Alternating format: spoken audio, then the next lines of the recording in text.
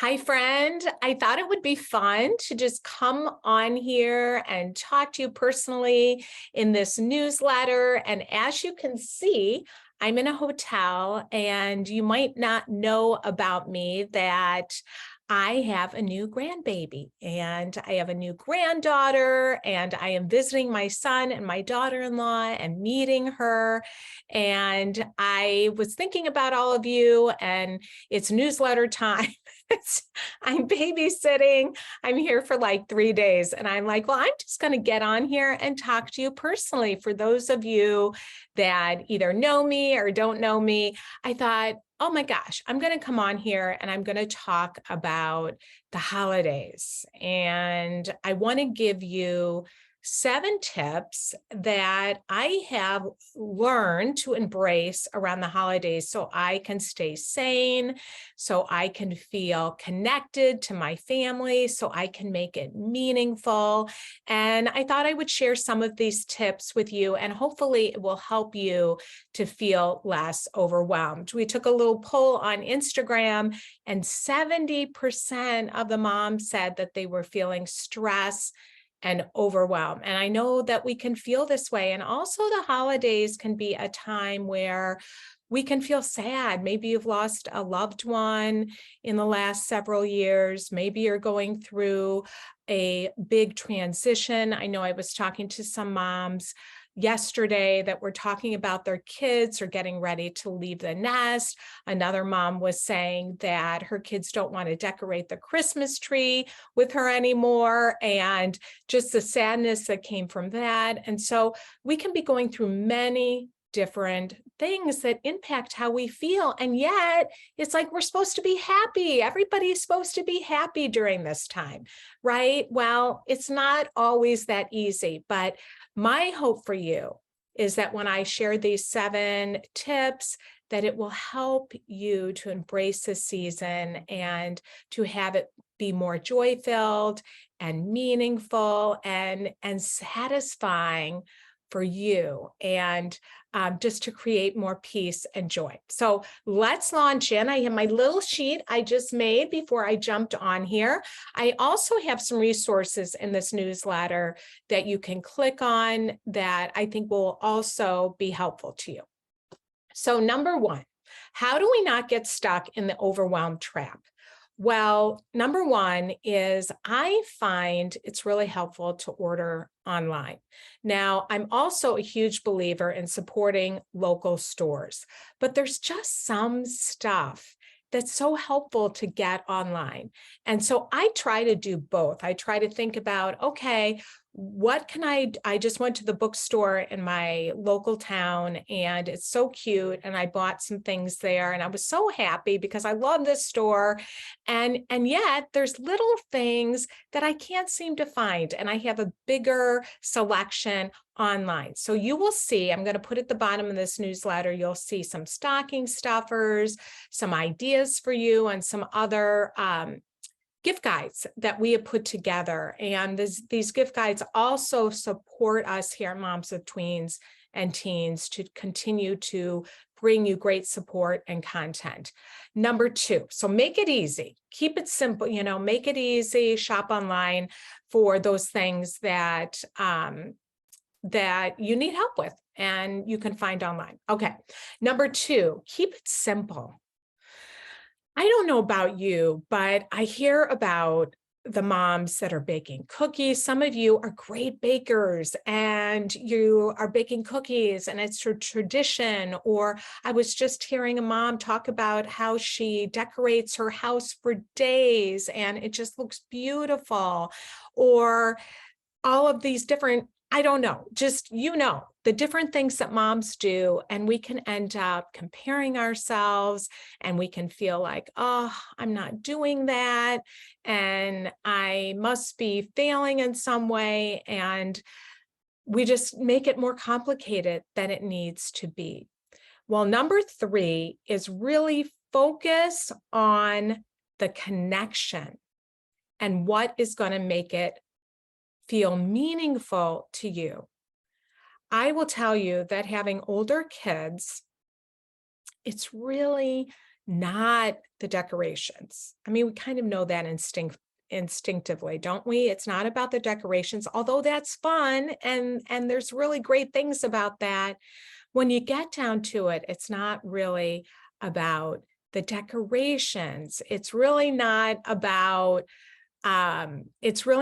so many things that we tend to, it's not about the presents even, although that's great when you see one of your kids open up something or mom open up something, and it's just really exciting to see how happy it makes them. I love that. I tend to get caught up in making sure I find the right present and stressing a little bit about that. Those are all beautiful things.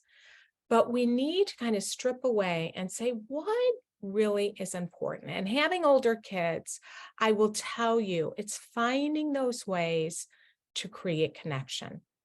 And it doesn't have to be complicated. It might be that you go to Starbucks and you get one of their coffee drinks with your kid, and you just go through the drive-through and you sit in your car for 10 minutes and you just create that space to get that fun drink and to sit and be able to have that connection time.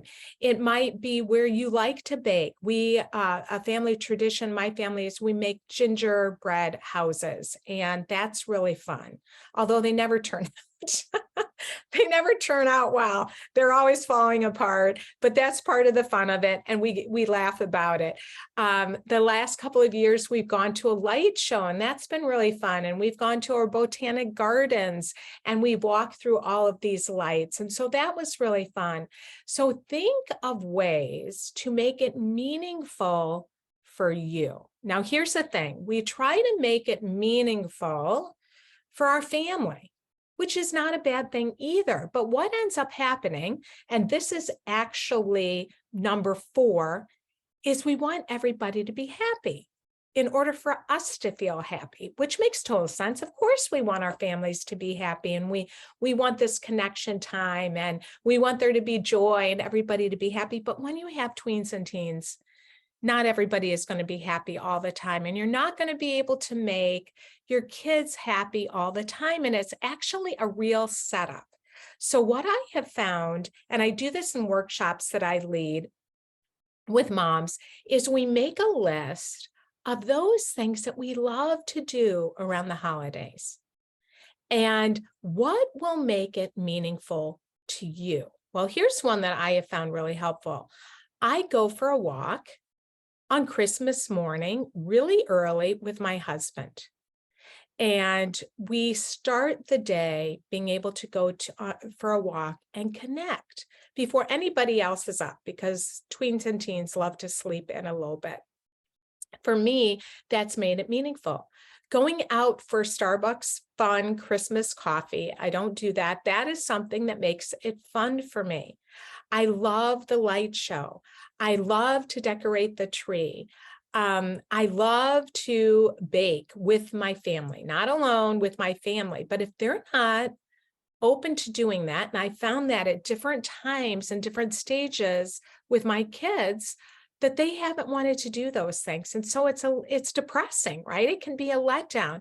For example, I went through several years where my kids didn't want to decorate the Christmas tree with me.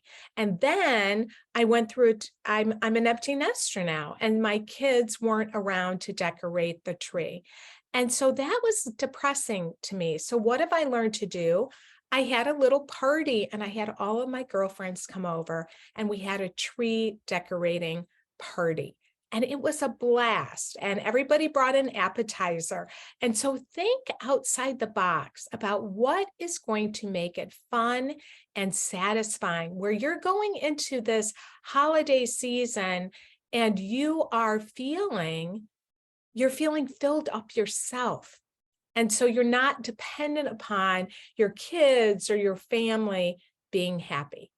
And one of those ways to make it meaningful for me is to get up every morning and to have my quiet time. And I have a little devotion around Christmas time that I read, and that just sets the tone for my day. So for whatever that looks like to you, to think about what's really going to make it meaningful for you and not dependent upon everybody else's level of happiness or satisfaction. Okay, so number 5, this is a big one. Ask for help. We're not very good at that as moms. And there's a good reason for this, is because often when we ask for help, they don't want to help us. If you have a tweener teen, you know sometimes it can be like pulling teeth. Well, in this newsletter, I'm going to provide you with some strategies. There is a blog post about how to get your kids to help out around the holidays.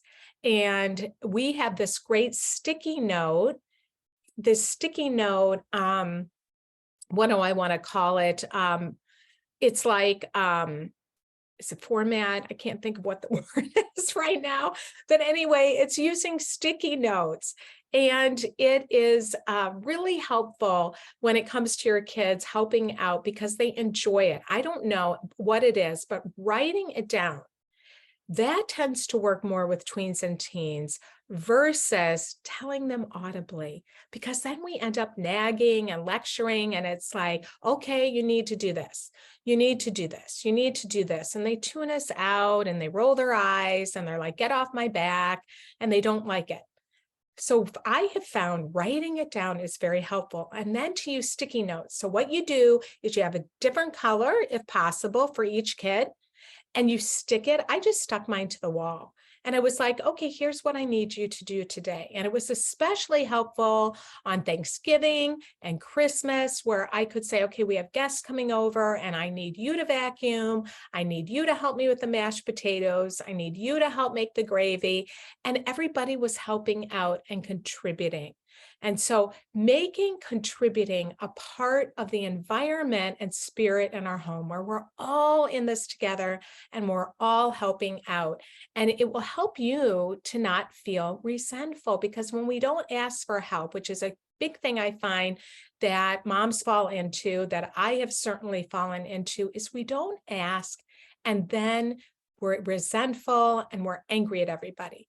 So start with one thing. Talk to your family before Christmas comes, before guests come over, and make a plan. Number 6, set boundaries. In our membership, our Inner Circle membership, we take weeks and we talk about boundaries. So it is a big, big topic. But many of us are not good about thinking through what we need to say no to and what we want to say yes to. And a good strategy for me has been to say, let me think about it. Because I'm a people pleaser. Historically, I've been a people pleaser and I'm always working on that. But if I've got a lot of energy one day, I'll be like, sure, I'll do that. I'll be the cookie mom and I'll make cookies for everybody. And then I'm like, the next day, I'm like, oh, what did I just say yes to? So I'm better if I pause and say, let me think about it. Now, I've also gotten better at listening to my gut as to what I want to say yes to and what I want to say no to. So think about, what don't you want and what do you want to create? What do you really love and enjoy? And make that okay. If you don't like to bake cookies, but your best friend does, then maybe you want to go over and you want to join her if that seems fun, and you can go and bake cookies with her, or get together with some of your kids' friends or something. Or maybe you just want to say no to the whole thing, and that's not your jam, and you're going to buy them already pre-made, and that's fine for you. Say no to those things that don't light you up, and give yourself permission for that to be okay. And then also have a signal when you go to family functions. And this is a boundary also. Think about and plan out. Like, I would talk to my husband, my kids, before we would go to something, and we would always have an exit strategy. We would talk about, okay, we're going to this family member's house. How long do we want to stay there? What do we want to do to make this successful with family and with those difficult relationships, or those things that we can often run, I call them some of those potholes that we can hit around the holidays. How do we minimize that? And so there would be, okay, a discussion. We're going to leave right after dessert. and we're going to make an exit. And so we had a strategy, or I know people have a code word when it's time to go, and they might give a look or something like that. So talk ahead of time about what it's going to look like and make a plan, whatever that is. If it's going to family, if it's hosting, make a plan, talk about those potholes that you can fall into and how you're going to minimize that and what you're going to do. And sometimes it's a family member that criticizes us, or we never feel good enough. And how are you going to navigate that? What are you going to say? What are you going to do? How can you not take the bait? How can you let it roll off your shoulders as much as possible? Maybe you need to think about just a little thing that you're going to think about. Sometimes we get sucked in, and we just need to say very lovingly and kindly, I don't really want to talk about that. I don't want to talk about that. Sometimes there's hard things happening that we don't want to talk about. And so I might just say, I feel sad about it, but it's best if I just don't talk about it, because there might be like a little situation in your life and they kind of want to dig into that and talk about it, and maybe even gossip about somebody or something. And you can say how you feel. And then, I just don't want to talk about that. And that can be a great way to handle those kind of situations. And number 7, have fun. Have fun. We tend to focus on those things that we don't like, or those things that we're not doing enough, or the things that stress us out or overwhelm us. And for today, have fun with it, enjoy, do those things that bring you joy, and leave the rest. Keep it simple. Remember, it's connection that really matters. And so I'm going to share some fun family games that we have polled our community and gotten the best games and the highest ratings.